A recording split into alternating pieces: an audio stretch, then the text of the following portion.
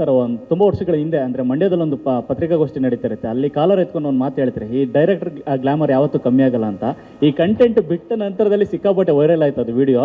So ಜೊತೆಗೆ ಇವತ್ತು ಬೇರೆ ಇಂಡಸ್ಟ್ರಿಯಿಂದ ಈಗ ಲೋಕೇಶ್ ಕನಗರಾಜು ಒಂದಷ್ಟು ಬರ್ಕೊಂಡಿದ್ದಾರೆ ಟ್ವಿಟರ್ನಲ್ಲಿ, ಅಂದರೆ ಹೊಗಳಿಕೆ. ಅಂದರೆ ಇವತ್ತು ಕಾಂಪಿಟೇಷನ್ ಏನಾದ್ರು ಡೈರೆಕ್ಟರ್ಗಳು ನಿಮ್ಮ ಸಿನಿಮಾಗಾಗಿ ಡೈರೆಕ್ಷನ್ಗಾಗಿ ಕಾಯ್ತಾ ಇರ್ತಾರೆ. ಸೊ ಆ ಜವಾಬ್ದಾರಿನ ಯಾವ ರೀತಿ ಮೇಂಟೈನ್ ಮಾಡ್ತೀರಾ? ಭಾರ ಅನ್ಸುತ್ತೆ ಹೇಗೆ ಅಂತ ಇವತ್ತಿನ ಡೈರೆಕ್ಟರ್ಸ್ ಜೊತೆ ಕಾಂಪೀಟ್ ಮಾಡುವಂಥದ್ದು ಟೆಕ್ನಾಲಜಿ ವಿಚಾರದಲ್ಲಿ? ಇಲ್ಲ, ನಿಜ ಹೇಳ್ಬೇಕಾದ್ರೆ ಈ ಡೈರೆಕ್ಟ್ ಉಳಿಸಿರೋದು ನೀವುಗಳೇ, ನಿಜವಾಳು ಪ್ರೆಸ್ ಅವರು, ಫ್ಯಾನ್ಸು, ಪ್ರೇಕ್ಷಕರು. ಇವತ್ತಿಗೂ ಒಂದು ಡೈರೆಕ್ಷನ್ ಮಾಡ್ತೀನಿ ಅಂದರೆ ಆ ಕೊಡೋ ಒಂದು ಉತ್ಸಾಹ ಇದೆಯಲ್ಲ, ನನ್ನ ತಲೆಯೆಲ್ಲ ಗಿರ್ರಂತ ಇರೋ ಬರೋ ಲೈಟ್ಸ್ ಎಲ್ಲ ಓಪನ್ ಆಗ್ಬಿಡುತ್ತೆ ನನಗೆ. ಸೊ ಅದೇ ಕಾರಣ ಅಷ್ಟೇ, ಏನಾರ ಮಾಡಬೇಕು ಅಂತ. ಬಟ್ ಸಿನಿಮಾಲ್ ಸಿಕ್ಕಾಪಟ್ಟೆ ಸರ್ಪ್ರೈಸ್ ಇರುತ್ತೆ, ಜ್ಞಾಪಕ ಇಟ್ಕೊಳ್ಳಿ. ಸ್ವಲ್ಪ ತಲೆ ಕೆಡಿಸ್ಕೊಬೇಕಾಗತ್ತೆ ನೀವು. ಉಪಿ ಸರ್, ನನಗೆ ಆ ನಂಬಿಕೆ ಇದೆ, ಯಾಕಂದರೆ ನನಗೆ ಆ ನಂಬಿಕೆ ಇಟ್ಟೇ ಸಿನಿಮಾ ಮಾಡಿರೋದು. ನಾನು ಯಾವತ್ತು ತುಂಬ ಜನ ನನ್ನ ಜೊತೆಲಿರೋರು ಹೇಳ್ತಾ ಇರ್ತಾರೆ, ಅರ್ಥ ಆಗುತ್ತಾ ಇದು ಅಂತ.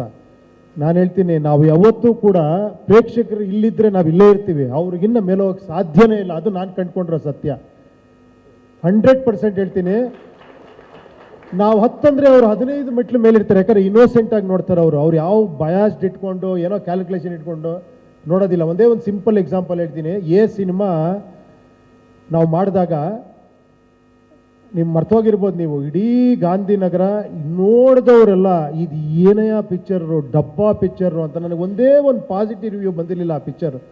ನೀವು ನಂಬಲ್ಲ, ನರ್ತಕಿ ಥಿಯೇಟ್ರಲ್ಲಿ ಆ ಥಿಯೇಟ್ರಲ್ಲಿರೋ ಆ ಗೇಟ್ ಕೀಪರು ಕೂಡ, ಸರ್ ಈ ಪಿಕ್ಚರ್ಗೆ ಯಾಕೆ ಸರ್ ಈ ಥಿಯೇಟ್ರ್ ಬೇಕು ಅಂತಿದ್ದೀರಾ, 2 ದಿನ ಓಡಲ್ಲ ಸರ್ ಈ ಪಿಕ್ಚರು ಅಂತ.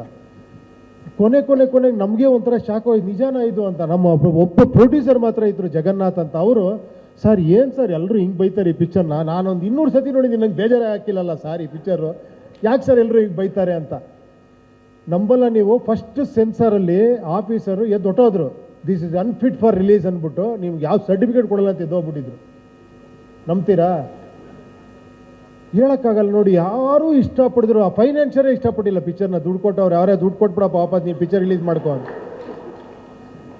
ಬಟ್ ಅದು ಮಿರಾಕಲ್ ಆಗೋಯ್ತು, ಅದು ಹೇಳೋಕ್ಕಾಗಲ್ಲ ನೋಡಿ. ಅದೇ ಹೇಳಿದ್ದು, ಅದು ಆಡಿಯನ್ಸ್ ಅಂತ.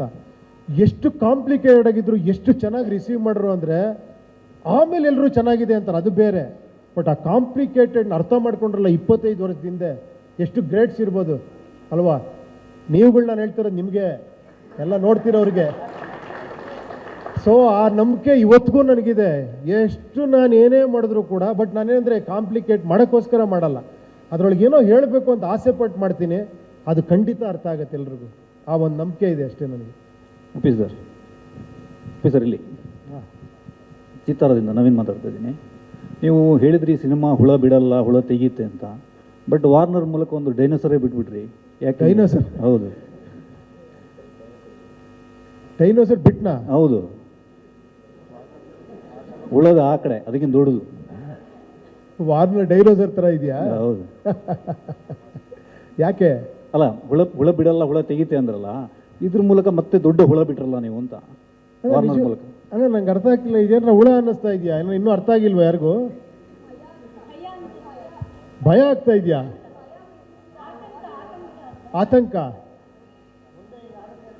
ಅಲ್ಲ ರೀ, ನಾನು ಸಿನಿಮಾ ಮಾಡಿರೋದು ಏನು, ನೀವೆಲ್ಲ ಏನು ಅನ್ಕೊಂಡಿದ್ದೀರಾ? ಓ ಮೈ ಗಾಡ್, ನಾನೇನೋ ಅಸ್ಟ್ರಾಲಜರು.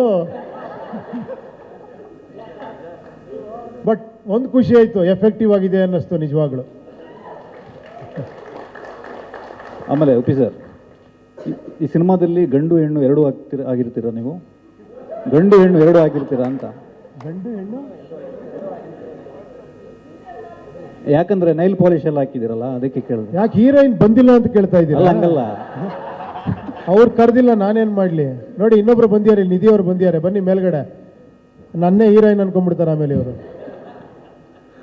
ಸ್ವಾದಿಷ್ಟತೆಯ ಸ್ವಾದ, ತಾಜಾತನದ ಆಹ್ಲಾದ, ಉತ್ತಮ ಆರೋಗ್ಯ ಮತ್ತು ಹೆಚ್ಚಿನ ರೋಗ ನಿರೋಧಕ ಶಕ್ತಿಯ ವೃದ್ಧಿಗೆ ಈಗ ನಿಮಗೆ ಸಿಗುತ್ತಿದೆ ಉತ್ತಮ ಗುಣಮಟ್ಟದ ಪೌಷ್ಟಿಕಾಂಶ. Shri Vaidik millet health mix, ಇದು ಸಿರಿಧಾನ್ಯಗಳ ಸಂಪತ್ತು.